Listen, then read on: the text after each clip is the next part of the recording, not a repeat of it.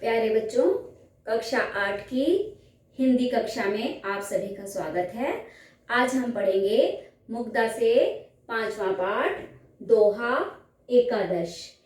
आपकी पुस्तक में ये 11 दोहे दिए गए हैं जो कबीर दास द्वारा रचित हैं और कबीर दास ने अपने दोहों में समाज से संबंधित शिक्षा दी है।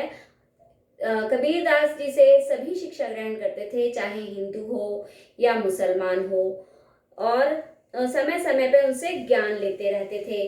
तो आज इन दोहों के साथ में हम ये पढ़ेंगे कि उन्होंने क्या ज्ञान दिया है, उन्होंने क्या अच्छी अच्छी बातें हमें बताई हैं। तो मैं अपनी पुस्तक से आपको पहला दोहा पढ़ के उसका अर्थ समझाऊंगी। इसी तरीके से मैं आपको दोहे पढ़ के अर्थ समझाती रहूंगी और आप ध्यान पूर्वक उन्हें सुनेंगे। तो आपकी पुस्तक में पहला दोहा है, सांच बराबर तप नहीं, झूठ बराबर पाप, जाके हृदय सांच है, ताके हृदय आप। इस दोहे में कबीर दास जी क्या कहते हैं? इस दोहे में कबीर दास जी कह रहे हैं कि सांच बराबर तप नहीं, अर्थात सच के बराबर कोई तप नहीं। तप मतलब तपस्या, सांच मतलब सच। झूठ बराबर पाप, और झूठ बोलने के बराबर कोई पाप नहीं है, मतलब झूठ पाप के समान है। जाके हृदय सांच है, ताके हृदय आप, और जिसके हृदय में सच है उसके हृदय में आप हैं। आप मतलब ईश्वर। तो क्या बताते हैं कि झूठ से के बराबर कोई भी पाप नहीं है और सच के बराबर कोई तपस्या नहीं है, और जिसके हृदय में सच है उसके हृदय में ईश्वर विद्यमान रहता है। ठीक है। दूसरा, बोली एक अमोल है, जो कोई बोले जान, हिये तराजू तौल के, तब मुख बाहर आने। अब इसमें क्या कहते हैं कि कहते हैं बोली एक अमोल, अमोल मतलब अनमोल है। बोली ही एक ऐसी है जो अनमोल होती है, ठीक है, जिससे हम अपने सबको अपना या पराया बना देते हैं।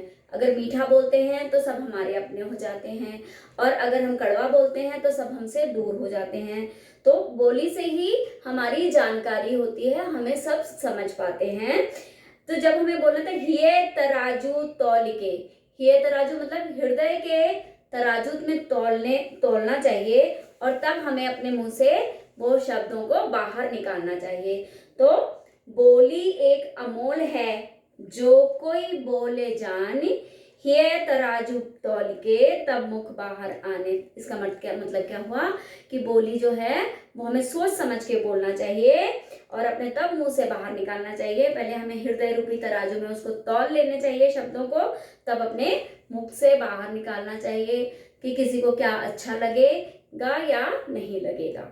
तीसरा आपका है, अति का भला न बरसना, अति की भली न धूप, अति का भला न बोलना, अति की भली न चुप। इस दोहे में कबीर दास जी क्या कह रहे हैं कि अति मतलब अधिकता किसी चीज की भी अच्छी नहीं होती, चाहे वो कुछ भी हो। जैसे अति का भला ना बरसना, अत्यधिक बारिश हो जाती है तो देखिए आप बाढ़ आ जाती है ना, नुकसान हो जाता है फसलों को और लोग परेशान हो जाते हैं। और अति की भली ना धूप, और अत्यधिक धूप रहती है तो भी लोग परेशान हो जाते हैं, गर्मी में सब झुलसते हैं, त्राही त्राही हो जाती है, सूखा पड़ जाता है ना। उसके बाद देखिए, अति का भला न बोलना, इस तरह से ज्यादा बोलना भी अच्छा नहीं होता, ज्यादा बोलने से भी दूसरों को परेशानी हो जाती है। और अति की भली ना चुप, और अत्यधिक चुप रहना भी अच्छा नहीं होता। तो इसमें क्या बता रहे हैं कि अति, किसी भी चीज की अधिकता अति हो तो वह अच्छी नहीं है, समाज के लिए, मनुष्य के लिए, किसी के लिए वह अच्छी नहीं होती। आगे चौथा आपका दोहा, काल करे सो आज कर, आज करे सो अब, पल में परलय होएगी, बहुरी करेगा कब। तो क्या कहते हैं, इसमें दो बता रहे हैं कि ये मुख्यतः विद्यार्थियों पे ही लागू होता है कि हम लोग आज का काम कल पे छोड़ देते हैं, कल का काम परसों पे छोड़ देते हैं, है ना। तो इसमें दोहे में क्या समझाते हैं कबीरदास जी, कहते हैं काल करे सो आज कर। जो हमें कल करना है वो हमें आज कर लेना चाहिए। आज करे सो अब, जो हमने आज के लिए निश्चित करना है तो समय को हमें अपना खराब नहीं करना चाहिए, व्यर्थ नहीं करना चाहिए, तुरंत कर देना चाहिए। पल में परलय होएगी, तो क्षण भर में ही कोई ना कोई व्यवधान आ सकता है, कोई ना कोई हमारे सामने बाधा रुकावट आ सकती है। इसलिए हमें क्या करना चाहिए कि फिर हम काम को कर नहीं पाते, इसलिए बहुरी करेगा का मतलब फिर आप कब कर पाओगे, कब कर, इसलिए जो है कोई ना कोई बाधा आए उससे पहले हमें आजकल का ऐसे सोचना नहीं चाहिए। अपना काम समय से उसी क्षण हमें निपटाते चले जाना चाहिए, करते चले जाना चाहिए। नेक्स्ट है, साईं इतना दीजिए जामे कुटुंब समाए, मैं भी भूखा ना रहूं साधु न भूखा जाए। तो इस दोहे में कबीरदास जी क्या कहते हैं कि हे साईं मतलब ईश्वर, हे प्रभु मुझे इतना दीजिए जिसमें मेरा कुटुंब मतलब मेरा परिवार समा जाए, जो मेरे परिवार के लिए पूरा हो जाए। मैं भी भूखा ना रहूं साधु ना भूखा जाए, कहते और मैं भी भूखा नहीं रहूं और कोई मेरे घर में आने वाला साधुजन है वो भी भूखा ना जाए, और मैं उसके भी पूर्ति कर सकूं, उसको भी अच्छे से खिला सकूं। तो हे ईश्वर मुझे इतना देना जो मेरे परिवार के लिए, आने वालों के लिए और मेरे लिए, सबके लिए पूर्ति कर दे। इसके बाद है आपका छठा दोहा, निंदक नेरे राखिए आंगन कुटी छवाए, बिन पान्यू साबुन बिना निर्मल करे सुभाए। तो इस दोहे में कबीरदास जी क्या कह रहे हैं कि निंदक मतलब निंदा करने वाला, जो आपकी निंदा करे उसे अपने पास ही रखना चाहिए। आंगन कुटी छवाए मतलब अपने आंगन में एक कुटी बनाकर रखो, उसको कुटिया बनाकर रखो, उसको अपने पास रखो जो आपकी बुराई करे। क्यों? क्योंकि वह बिना पानी और बिना साबुन के तुम्हारे स्वभाव को निर्मल कर देता है।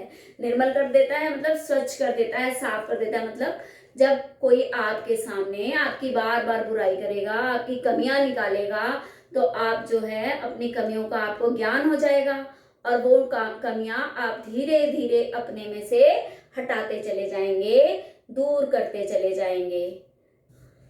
आगे का दोहा है हमारा, उस पे ध्यान देंगे।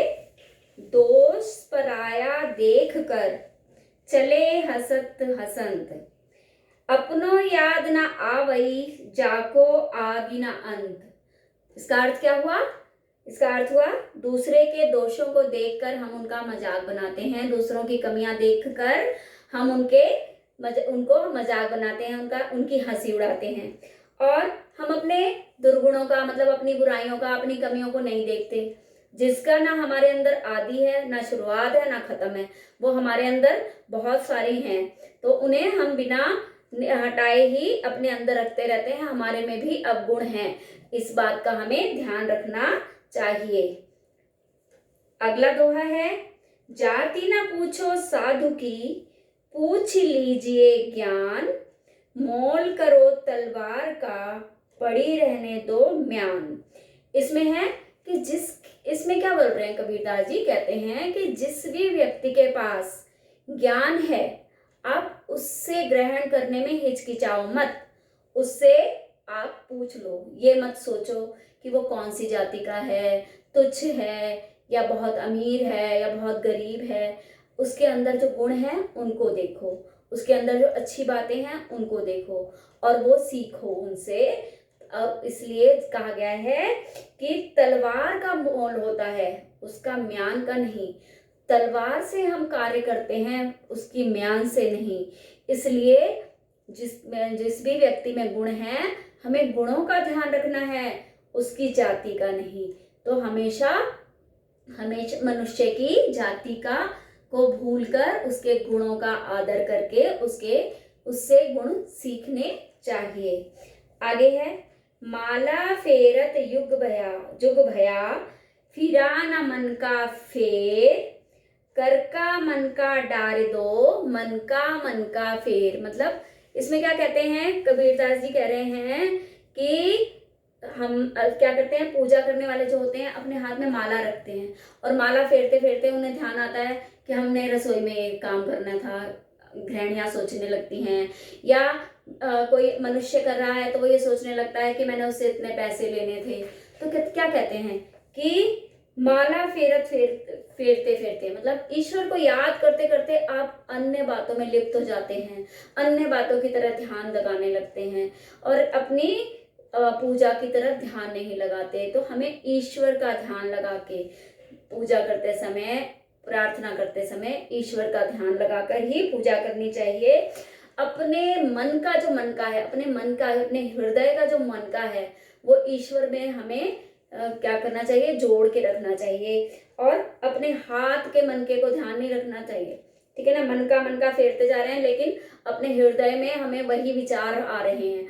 तो हाथ के मनके के साथ साथ हमने अपने हृदय के मनके को पर भी विचार करना चाहिए, अपने हृदय के मोती पर भी ध्यान रखना चाहिए, अपने हृदय की माला को भी फेरते रहना चाहिए ताकि हम ईश्वर को पा सकें, ईश्वर को हम क्या कहते हैं, ग्रहण कर लें, हम ईश्वर के समीप पहुंच जाएं।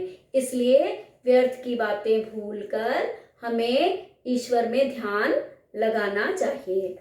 आगे है आपका, सोना सज्जन साधुजन, टूटी जुरै सो बार, दुर्जन कुंभ कुम्हार के, एक धक्का दरार।